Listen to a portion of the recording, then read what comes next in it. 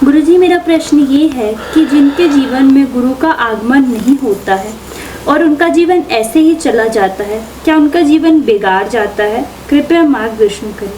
और गुरुजी, जिनके जीवन में गुरुजी आ जाते हैं, उन्होंने क्या कर्म किए होते हैं जो उनको इस जन्म में गुरुजी मिलते हैं? ये सामान्य तौर पे तो प्रश्न कई आयामों की तरफ हमें इशारा करता है, लेकिन गुरु भी उसी को मिलेगा जिसको गुण मिलेगा।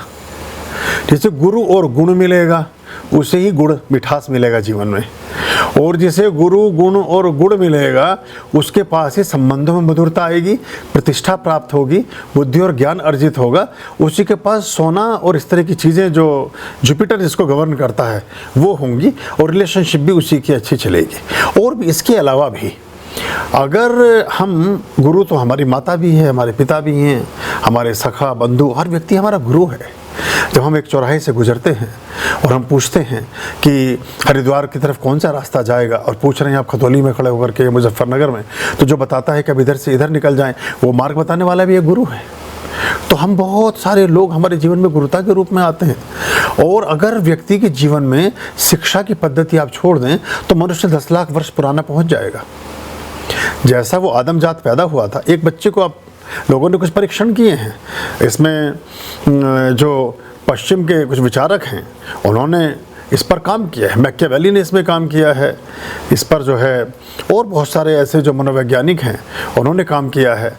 तो वो इस निष्कर्ष पर पहुँचे हैं कि एक बच्चा, उन्होंने छोटा मनुष्य का बच्चा अभी 2 दिन का है, 1 दिन का है, और उसको किसी भालू या किसी भेड़िए या ऐसे ही उसके पास रखा, तो आपको जान के आश्चर्य होगा कि उसके दांत भी वैसे ही बढ़ गए जैसे भेड़िए के थे। वो 4 पैर पर ही चलता रहा, पूंछ नहीं थी उसके, लेकिन उसके सारे क्रियाकलाप भेड़ियों जैसे थे।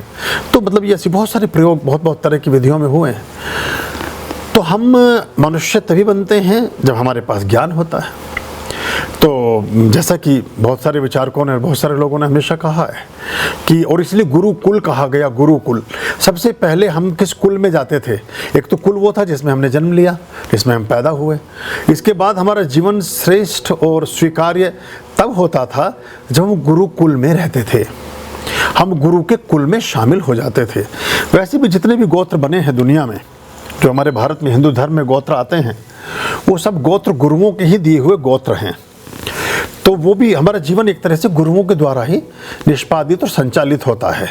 हाँ, भाग्यशाली लोग होते हैं, कुछ गुरुओं, कुछ ऐसी हमारी जन्म कुंडली की भी अवस्थाएं और व्यवस्थाएं होती हैं जिनकी वजह से हमें गुरु प्राप्त होते हैं। बहुत सारे लोगों के उसमें गुरुओं के कुछ इस तरह के कॉम्बिनेशन होते हैं कि जब तक अच्छी महादशा, अच्छी स्थितियाँ, अच्छा समय होता है तो गुरुओं का सानिध्य और संग साथ मिलता है।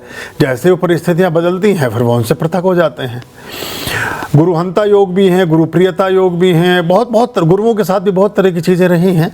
वो सभी मनुष्य और लोग ही होते हैं जो अलग अलग तरह से उसमें शामिल और सम्मिलित होते हैं। तो हमें, अगर हम किसी गुरु को साधते हैं